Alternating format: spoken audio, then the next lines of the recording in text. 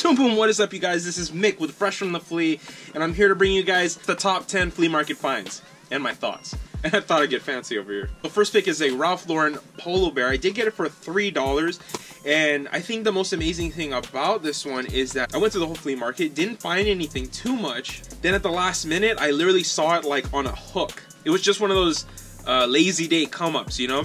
And the thing about this one, my first Polo Bear to ever find. I found it at the flea market. I thought I would, I thought I would find it at a thrift store, but it didn't, it didn't work out that way. This one was from 2000. It's got the red sweater. Overall, the cleanliness, amazing. And for $3, had to pick it up.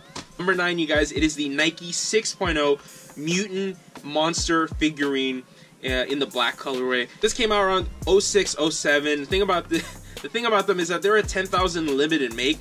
They had 6 colors, and they were actually placed around different cities to commemorate the Nike 6.0. I even got the t-shirt. I did find it at the thrift store, and I did talk about it. But it's cool finding the shirt that kind of goes along with the monster figure.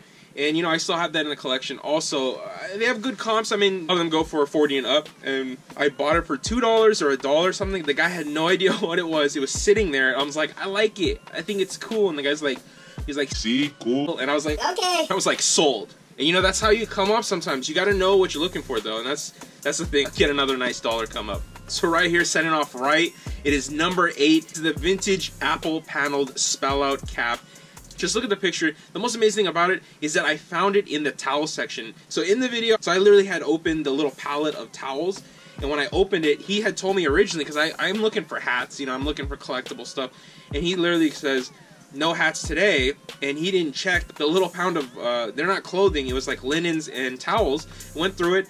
I did find a Nautica 9 towel that was so flaming. I was like, wow. But right before that, I did find the apple cap, and that's amazing. The condition's insane.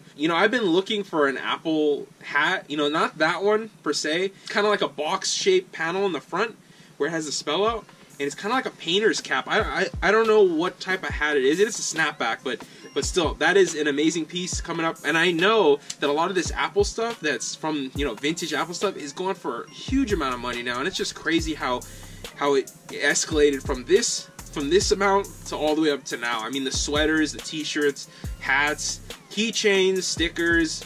I mean, even the computers themselves, it's just crazy. Shout out to you, Steve Jobs. So this one was a crazy one. Number 7, guys, the triple white NMD mesh. If you guys see in the picture, I barely got any pictures on this one, but my gosh. Again, I'm not surprised, but this is the thing about the swap meet, is almost like, wow. That's all I gotta say, wow, because you don't think you're gonna come up on something that clean. So I did pick them up for $60. I mean, they were worth it in the fact that the condition is just incredible, insane, like I always say. But I'm serious, I still have them, and I mean, I gotta say, man, I've worn them a couple times, but the condition on them were just incredible. I wasn't too much in the mesh aspect, because I'm used to it. But in this case, I had to pick them up. It's just how it goes at the swap meet. Now another kick in the mix, some Adidas triple white 2.0s Ultra Boost. I did pick this one up with the black Ultra Boost 2, and I did, I think, a bundle deal. So all in all, I think it was $60. I got both of them. The black wasn't, the condition wasn't there, but the white, oh my gosh, look at the picture. You can't really see. I mean, considering the price and everything, it was well worth it.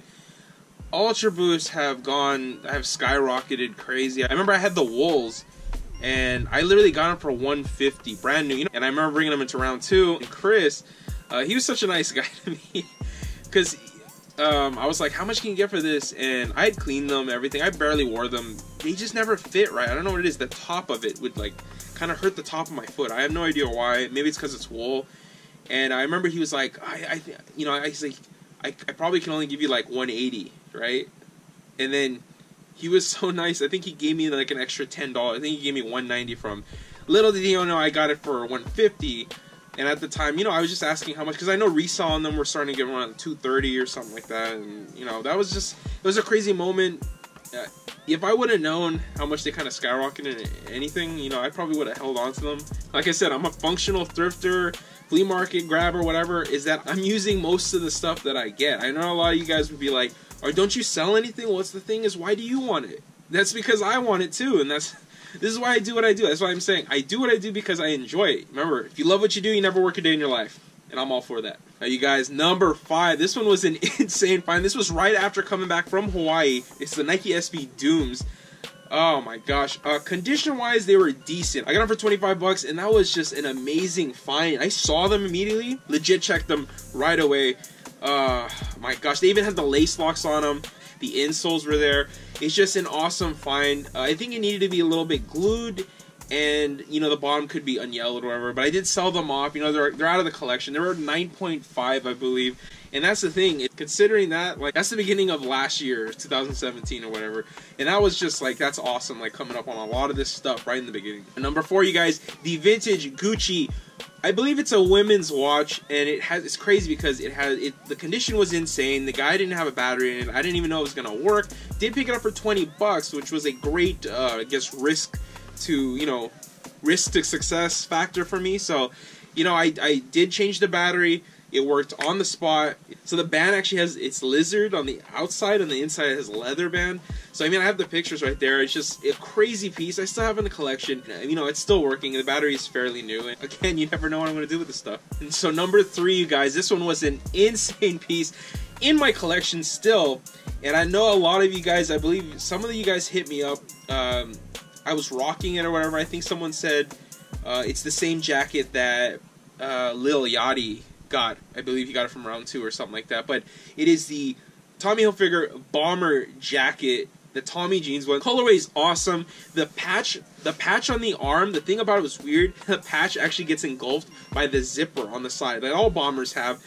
And everything's clean on it. That's the thing. It even came with a little the zipper pull on a lot of these Tommy jackets. If you look closely, they have a pull on it that's actually the flag. And a lot of this stuff never survived. Like you'll find the jacket, great, you found the jacket, but it's missing hardware.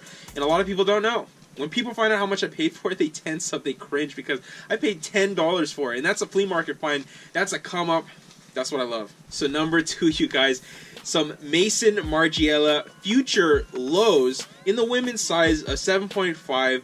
This one was crazy because I did go to round 2. Literally, right after I found them, went to round 2 after the flea market, did a bunch of selling, and actually showed Sean. He legitimized them also, because I already knew they were real because the leather. And, you know, it's in the video. It's crazy. Season 4, Episode 1, the show. So I picked them up for $8, and they sold for 150 bucks. So, I mean, that's just a great flip overall. So yes, you guys, coming down to number 1, okay? So I don't know if you guys know, even know what it's gonna be. I have to pick top 10 out of all the flea market finds. I've found a lot of stuff, and the thing is with this one, I had to say it because I got so many people asking about it and everything.